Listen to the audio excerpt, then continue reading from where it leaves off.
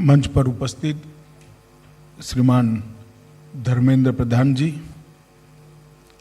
भाजपा के राष्ट्रीय उपाध्यक्ष श्री वैजयंत पांडा जी,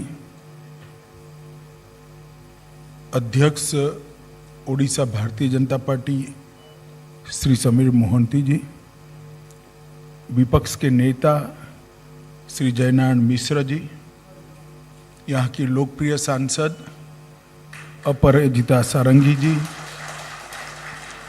श्रीमती पुरंदेश्वरी जी हमारी राष्ट्रीय महासचिव है और ओडिशा के संगठन की जिम्मेदारी भी उन्हीं के सर पर है, हमारे सचेतक श्री मोहन चरण मांझी जी, और आज मोदी एट 20 पुस्तक के परिचयात्मक कार्यक्रम में उपस्थित भुवनेश्वर के सभी गणमान्य भाइयों और बहनों को मेरा नमस्कार, प्रणाम। मैं जब भी ओडिशा की भूमि पर आता हूं तो हमेशा मन में एक सुखद शांति और संतोष का अनुभव होता है, क्योंकि ये महाप्रभु की भूमि है और महाप्रभु स्वयं इस भूमि पर विराजमान है। और मैं उस जगह से आता हूं जहां पर महाप्रभु के शरण में जाने की परंपरा है। अहमदाबाद में भी कई सालों से रथ यात्रा निकलती है और महाप्रभु का मंदिर वहां पर भी विराजमान है।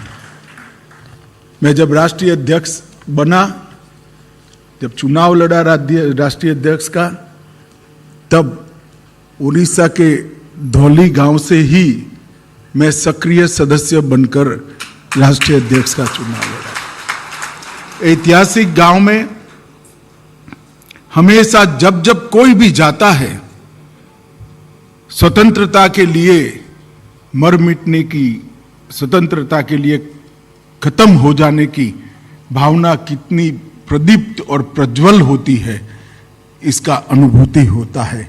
वहीं पर कहने को तो कलिंगवासी पराजय हुए थे, मगर साच अर्थ में पराजित चंड अशोक हुए थे। वो युद्ध वही भूमि पर लड़ा गया था। मित्रों, आज मोदी एट 20 पुस्तक के परिचय हेतु आज हम सब इस सभागार में और इसके नीचे एक सभागार में वर्चुअल मोड से एकत्रित आए हैं।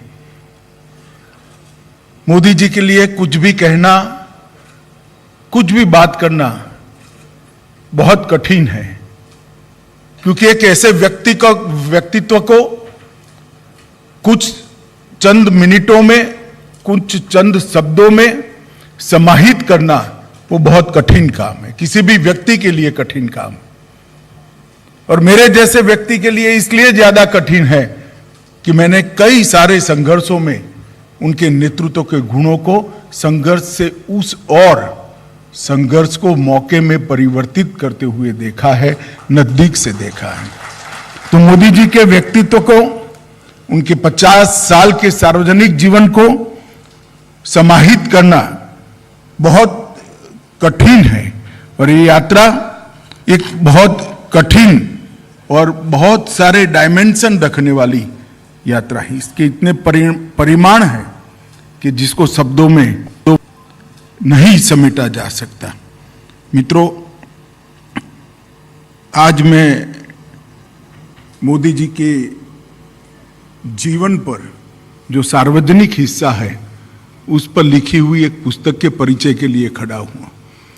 मोदी एट 20 का मतलब है, मोदी जी जब से गुजरात के मुख्यमंत्री बने तब से लेकर आज तक 20 साल तक मोदी जी ने इस देश के लोकतंत्र के लिए, इस देश की सार्वजनिक जीवन को मजबूत करने के लिए, पहले गुजरात राज्य और फिर देश को इस महान बनाने के लिए, इस देश की समस्या को समूल उखाड़ फेंकने के लिए, समस्या का समाधान ढूंढते हुए और सफलता के साथ समग्र विश्व के अंदर देश के गौरव को प्रस्थापित करते हुए जो गाथा लिखी गई वो मोदी एट 20 है।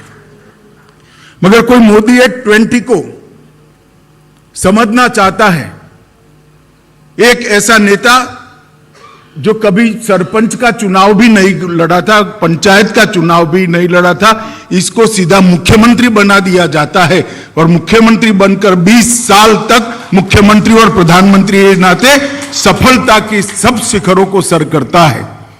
अगर उसको समझना है तो इसके पहले के 30 साल देखना बहुत जरूरी है। 20 साल तो सबने देखे हैं क्योंकि वो एक राज्य के मुख्यमंत्री थे, देश के प्रधानमंत्री थे। जो चुनौती आई वो भी सार्वजनिक रूप से आई, जो सिद्धि आई वो भी सार्वजनिक रूप से आई। मगर जो चुनौतियां और सिद्धि का सामना करना और सिद्धियों को प्राप्त करना, ये जो कला है वो कला कहां से आई, अगर वो समझना है तो वो 30 साल की उनकी यात्रा जो एक कार्यकर्ता के नाते की गई, एक स्वयंसेवक नाते की गई, एक मूक समाज सेवक के नाते की गई, इसके अंदर जाना पड़ेगा। मित्रों, 30 साल तक गुजरात और देश के चप्पे चप्पे में